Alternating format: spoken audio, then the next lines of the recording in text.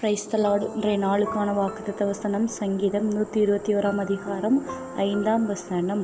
கர்த்தர் உன்னை காக்கிறவர், கர்த்தர் உன் வலது பக்கத்திலே உனக்கு நிழலாய் இருக்கிறார். ஆமேன். பிரியமானவர்களே, தேவன் உங்களைய எந்த சூழ்நிலைகள், எந்த பிரச்சனை, எந்த ஒரு இதாக இருந்தாலும் உங்களைய பாதுகாத்து உங்களை காக்கிற கர்த்தராய் அவர் இருக்கிறார். உங்கள் வலது கரத்தை பிடித்து உங்கள் பக்கத்திலே இருந்து உங்களுக்கு ஒரு நிழலாய் தேவன் இருக்கிறார்.